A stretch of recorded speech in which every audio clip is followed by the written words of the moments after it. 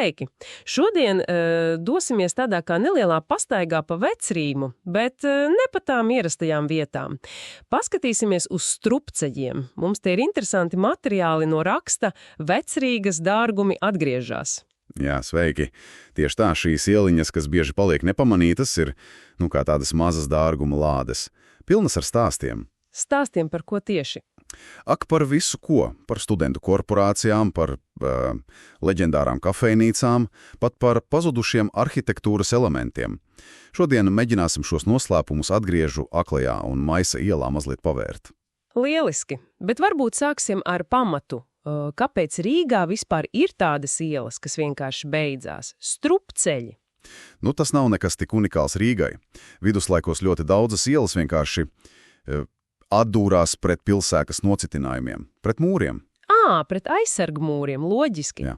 Vācu zemēs tas sauca par sakakase, kā ielas maisi, jo redz, kā maisam tikai viena ieeja un izeja. Interesants salīdzinājums. Jā, un vēlāk parādījās arī tāds poetiskāks nosaukums Kerhvīdergasse.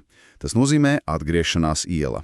Jo tiklīdz tu tur ieej, tā uzreiz jāgriežas atpakaļ. Tieši tā. Un Rīgā mums ir palikušas dažas ar atbilstošiem nosaukumiem Atgriežu, Maisa un Aklā iela. Tā Aklā gan agrāk bija viena no divām Maisa ielām, bet princips tas pats. Labi, tad ķersimies klāt pirmajai Atgriežu ielai. Tā esot vis tālāk pagātnē pie Jēkaba katedrāles. Kas tur ir tik īpašs? Jā, tā ir pat vecākā. Kādreiz tur bija iebrauktuve Krievu sētā, bet galvenais dārgums šodien ir tas nams ielas galā. Tā ir bijusās studentu korporācijas Concordia Regensis mītne, celta 1911. gadā. Studentu korporācija? Tādā nomaļā strupceļā tās gan izklausās zīmīgi. Varbūt. Concordia Regensis tika dibināta 1869. gadā. Tā bija otrā Rīgas politehnikuma korporācija, un interesanti, ka tā apvienoja dažādu tautību studentus. Dažādu tautību? Tas laikam nebija tik bieži.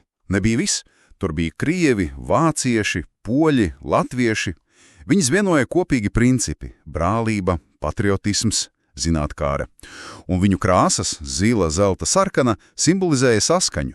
Pati Concordijā nozīmē saskaņu, un devize – godīgs un uzticīgs, drosmīgs un brīvs.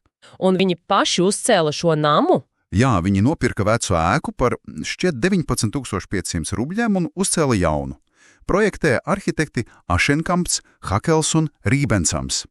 Skatieties, fasādi rotā korporācijas ģerbonis, un virs ieejas ir tāda maza lapsas skulptūra. Lapsa? Ko tā simbolizē? Tas ir Fukšas simbols, tā sauc jaunākos korporantus. Iekšā bija viss svinību zāles, pat ieroču kambaris, jo viņi nodarbojās ar paukošanu, bibliotēka, arhīvs un pagrabā telpas filistriem. Filistriem? Kas tie tādi? Tie ir biedri, kas studijas jau pabeiguši, tā teikt, vecie biedri. Skaidrs. Un kas ar šo namu notika tālāk, jo laiki mainījās? Tieši tā. Concordia Regensis šeit darbojās līdz pat 1939. Faktiski 1941. gadam, kad vācbaltiešiem bija jārepatriējās. Korporācija pārcēlās uz Hamburgu. Un nams palika tukšs? Kādu laiku, bet pēc neatkarības atjaunošanas 90. gadā nama atjaunoja latviešu studentu korporācija Fraternitas Latviensies. Viņi ieguldīja diezgan lielu naudu, ap $83,000. Tātad tagad tur ir cita korporācija? Jā, viņu ģerbonis ar melnu, baltu un zeltu ir redzams no Aldara ielas puses, bet, kas interesanti, uz Atgriežu ielas fasādes joprojām ir saglabāts Concordia Regensis ģerbonis un tā lapsiņa, tāda vēstures ironija un pēctecība vienā vietā. Tiešām interesanti. Labi, no studentu lietām pārējām te kaut kā cita. Nākamā iela – Aklā iela. Netālu no Pils ielas arī tur ir kāds stāsts. Jā. Aklās ielas galā, ēkā, kas kādreiz bija noliktava un šķiet pat staļļi, 1975. gadā atvēra kafejnīcu Lāsīte, leģendāru vietu. Lāsīte? Esmu dzirdējusi šo nosaukumu. Tas tā romantiski skan. Nosaukums var būt, bet ir nianse.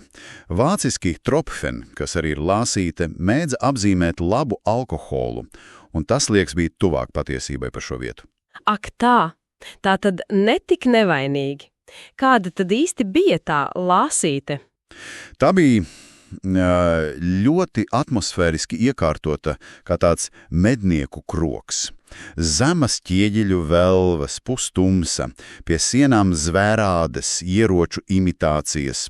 Tos, starp citu, darināja metālmākslinieks Jānis Krūmiņš, tas pats bijušais basketbolists. Nopietni, Krūmiņš. Tas gan ir negaidīti. Jā, un masīvas mēbeles, vitrāžas logos. Arhitekte bija Silvija Petersona. Un, protams, bija īpašais dzēriens mednieku uzlējums Lāsīta.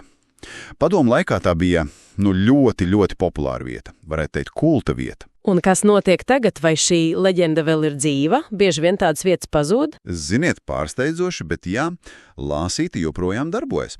Protams, interjers kopš 90. gadu ir vairāk kārt mainīts, bet tā viduslaiku krodziņa atmosfēra, tā ir saglabāta. Tiešām. Jā, un tagad tur ir arī āra terase, tādā klusā akmeņainā ieliņā blakus Anglikāļu baznīcai. Tas parāda, ka dažas vietas spēj pārdzīvot laikus. Tas ir iepriecinoši. Labi, un tad pēdējais mūsu šodienas strupceļš Maisa iela. Tā ir pie Jaunielas. Tur, cik atceros, ir diezgan moderna viesnīca, vai tur arī kas slēpjas? Pat iela ir pavisam īsa, bet tās dārgums ir burtiski iemūrēts blakus esošās viesnīcas Neiburgas sienā. Iemūrēts sienā? Kas tad tur ir? Tas ir akmens cilnis, tāda lauvas maska vai galva ar gredzenu zobos. Lauvas galva viesnīcas sienā. Tas neizklausās pēc kaut kā, kas tur iederētos no paša sākuma. Kā tas tur nonāca? Pilnīgi pareizi neiederējās viss.